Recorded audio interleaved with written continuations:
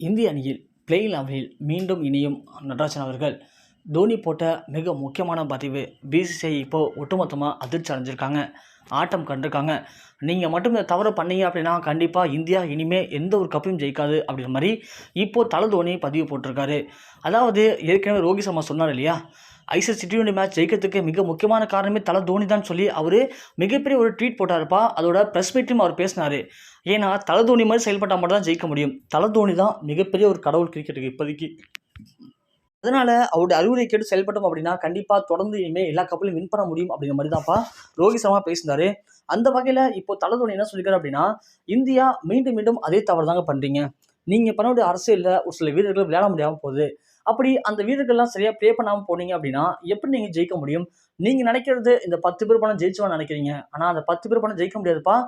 அந்த இடத்துல அந்த 10 பேரில் எவன் சூப்பராக ப்ளே பண்ணுறானோ, எவனால் எதிரணி பயப்படப்படுதோ அவனால தான் எதிரணி வீழ்த்தப்படும். அவனால தான் அந்த கப்பை ஜெயிக்க முடியும். அப்படி தான் நீங்கள் ஆள் செட் பண்ணணும். அதை விட்டுட்டு உங்களுடைய சுயநலத்துக்காக, உங்களுடைய வசதிக்காக நீங்கள் ஆள்களை செலுத்தீங்க அப்படின்னா கண்டிப்பாக அந்த அணி ஜெயிக்காதுப்பா அப்படிங்கிற மாதிரி தலை தோனி மிக முக்கியமான பதிவு போட்டிருக்காரு. அதோட ரோஹித் சர்மாவும் இதுதான் சுட்டி காட்டி பேசியிருக்காரு. அதாவது இந்திய அணிக்கு மிகப்பெரிய பலமே பேட்டிங் ஒரு பக்கம் இருந்தாலும் பவுலிங் ஒரு பக்கம்ப்பா. ஆனால் அந்த பவுலிங்கில் சின்ன சின்ன தடுமாற்றம் இருக்குது.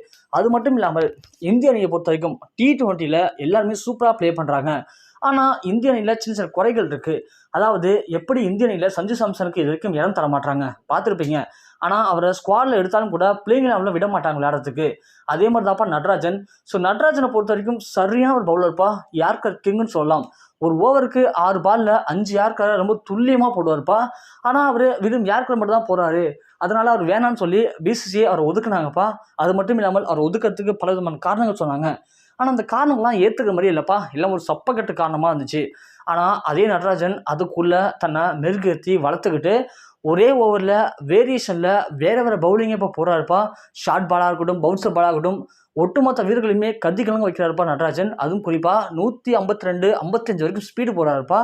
இப்படியாப்பட்ட ஒரு பவுலரை எதற்காக நீங்கள் இந்திய அணியில் யூஸ் பண்ணாமல் இருக்கீங்க அப்படிங்கிற மாதிரி நம்ம தலை தோனி செருப்பாக அடிச்ச மாதிரி ஒரு கேள்வி கேட்டிருக்காருப்பா. அதற்கு பிசிசிஐ என்ன பதில் சொல்ல முடியாமல் தவிச்சிட்டு இருக்காங்க. இப்போது ஜிம்பாப்வே போயிருக்காங்க இல்லையா இந்திய அணி. ஸோ இந்தியாவை ஜிம்பாப்வே அணியில் நடராஜனை உள்ளே கொண்டு வந்தீங்க அப்படின்னா நடராஜன் 10க்கு 10 விக்கெட்டும் எடுப்பான், இல்லைன்னா அடித்து சொல்ல முடியும். அந்த அளவுக்கு அவன்கிட்ட எல்லா விதமான பவரும் இருக்குது. இருந்தும் நீங்கள் அவனை மிஸ் பண்ணுறீங்க அப்படின்னா அப்போது இந்திய அணி ஜெயிக்க கூட நினைக்கிற மிக முக்கியமான நபர் நீங்கள் தான் அப்படின்ற மாதிரி இப்போ தலை தோனி பிசிஐ மேலே மிகப்பெரிய ஒரு குற்றச்சாட்டை பதிவு பண்ணியிருக்காரு. அது மட்டும் இல்லாமல் ரோஹித் சர்மாவும் சொல்லியிருக்காங்கப்பா. ஸோ நடராஜனை உடனே ஜிம்பாப்வே அனுப்புங்க. ஜிம்பாப்வேல நடராஜனுக்கு ஒரு வாய்ப்பு கொடுங்க. நடராஜன் எப்படி ப்ளே பண்ணுறாருன்னு பார்த்து அதற்கு பிறகு நீங்கள் உங்களுடைய காரணத்தை சொல்லி நடராஜனை ஒதுக்கிக்கலாம். ஆனால் நடராஜனை மட்டும் நீங்கள் அனுப்பாமல் தொடர்ந்து அணியில் சேர்த்துக்காமல் இருந்தீங்க அப்படின்னா கண்டிப்பாக இனிமேல் இந்திய அணி ஜெயிக்கும் அப்படிங்கிற நம்பிக்கை எனக்கும் இல்லை அப்படிங்கிற மாதிரி இப்போது நடப்பு சாம்பியனாக கூடிய ரோஹித் சர்மாவும் சொல்லியிருக்காருப்பா. இதனால் பிசிசிஐ என்ன பண்ணுறது தெரியாமல் மிகப்பெரிய ஒரு குழப்பத்தில் சிக்கியிருக்காங்கப்பா. போகிற போக்க பார்த்தா தலை தோனி மற்றும் ரோஹித் சர்மா சொன்ன அந்த மிக முக்கியமான விஷயங்களை பிசிசிஐ புரிஞ்சுக்கிட்டு சீக்கிரமே, அதாவது ஜிம்பாப்வேக்கு நடராஜன் போகிறதுக்கான அதிகபட்ச வாய்ப்புகள் இருக்குது அப்படிங்கிற மிக முக்கியமான தகவல் தாப்பா கிடச்சிருக்கு.